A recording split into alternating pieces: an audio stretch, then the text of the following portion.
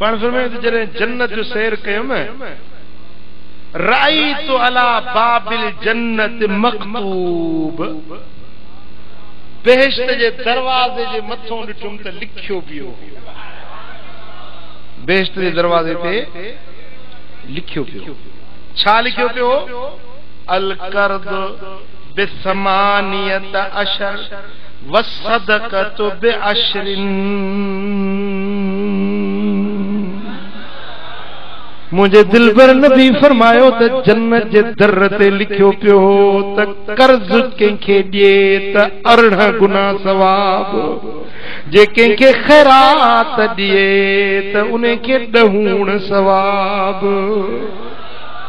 पंजी मिल्कियत पंजी दौलत खैरात करे रब जे रस्ते में कंहिंखे खैरात करे ॾिए 1 रुपयो ॾिए त 10 रुपयनि जो सवाब ॾींदो मांस रब लिखी छॾियो आहे जे 1000 रुपया ॾिए त 10,000 जो अजुर ॾींदो मांस जे 10,000 खैरात करे त लख जो सवाब ॾींदो मांस पर जेकॾहिं कर्ज ॾिए त 1 रुपए जो 18 नफ़ो ॾींदो मांस खैरात त ॾिनई ॾेई छॾी कर्ज त मोटण जी आसरो आहे त मोटी मिलंदो कर्ज ॾिबो आहे वापसि वठण जे लाइ ॻाल्हि सम्झो था कि न कर्ज में मोटण जी उम्मीद हूंदी आहे खैरात ॾिनी सां ॾेई छॾी बस अल्लाह को वठबो बाक़ी दुनिया में तो उन्हें को वापस वठण जो इरादो कोने ऐं जेको खैरात ॾेई वरी वापस वठे सो इए या महबूबन करीमन फरमाया जे कुत्तो हुंदो है न उल्टी करे वरी उनके चटी खैरात ॾेई छड़ी सा ॾेई छड़ी पर कर्ज ॾिनो आ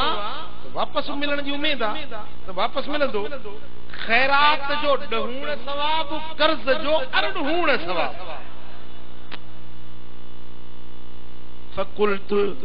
या जिब्रील मा बालुल कर्दे अज़म अजरा ओ जिब्रील कर्ज जो मामलो त अजीब जेको खैरात खां बि वॾो थी वियो आहे इहो छाजे करे काल ले अन साहिबल कर्दे ला यतीक इल्ला वहुव मुहताज व रुब्बमा वक़अत सदक़तु फी गनी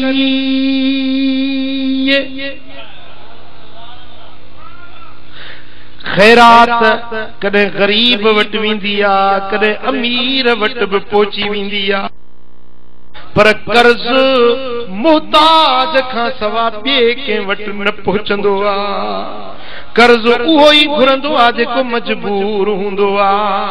कर्ज ज़िल्लत पाण ते उहो खणंदो आ जेको बेचारो मजबूर हुंदो आ या त घर में बीमारी थस या त का मुहताजी थस या को घर में अटो नाहे लटो नाहे अझो नाहे उन मजबूरी में बानड़ो कर्ज खणंदो आ महबूबन करीमन फरमायो त मुखे जिब्रील चयो या रसूल अल्लाह खैरात कदे गरीब वट कदे अमीर वट पहुंची वने पर कर्ज सिर्फ मोहताज जरूरतमंद वट पहुचंदो आ इने जे करे रब कर्ज जो अजुर खैरात खां वधीक मुकर्रर करे छॾियो सुभान अल्लाह सुभान अल्लाह मुझा सोना हबीब था फरमायन इमाम तिरमिज़ी हदीस आंदी आ हजरत अबू हुरैरा रिवायत कई मुझे आका फरमाए मन अंजर मोसिरन औद अल्लहू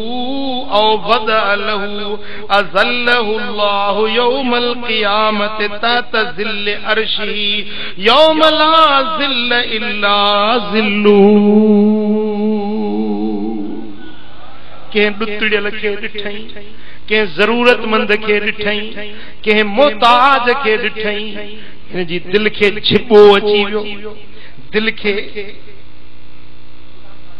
कहकाव अची वियो दिल में नरमी पैदा थी, रहम पैदा थी। यार ये ॾाढो मिस्कीन आ, निकिरी पियो उन जी हाजत पूरी करण जे लाइ। मुंहिंजो महबूब मदीने वारो साईं तो फरमाए जॾहिं क़यामत जो ॾियारो थींदो त इन माण्हू खे अल्लाह ताला पंहिंजे अर्श मुअल्ला जे साये जे हेठां बीहारी। ओ गरीबन जा कर्ज भरण वारा, ओ मिस्कीनन जूं तंगियूं लाइण वारा, अचु त मां अल्लाह तोखे पंहिंजे अर्श जे साये में बीहारियां जे ॾियारे जो को सायो हूंदो ई कोन।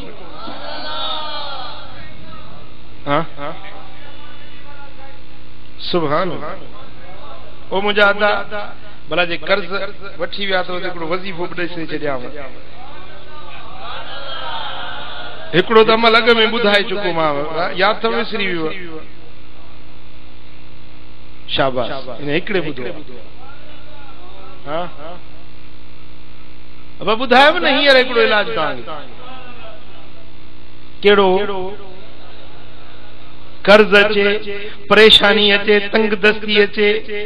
त बरकातूं नफ़िल पढ़ी, अकेला वेही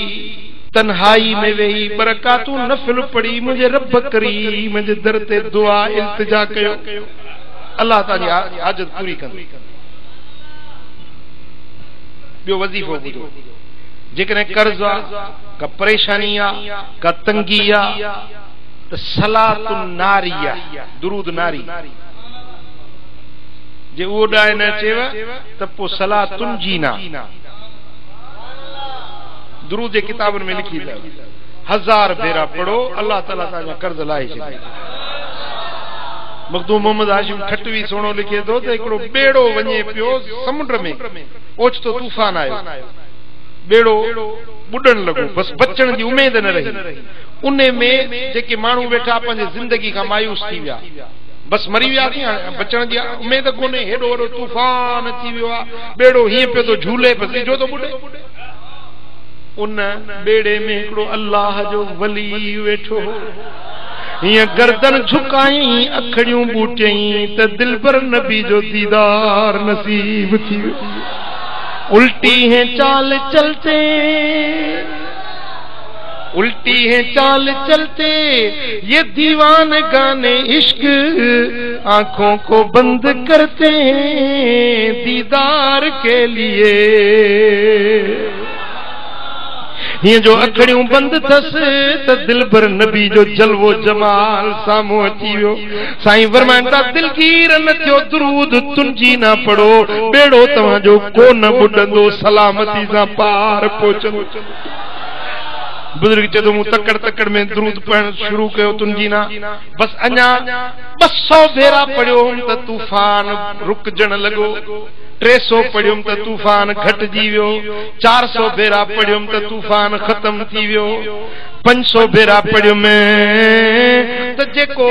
तलातुम हुयो समुंड जे अंदरि छोलियूं हुयूं से ख़तम थी वियूं। 1000 पूरो न कयुमि त सलामती सां किनारे ते पार पहुची वियासीं।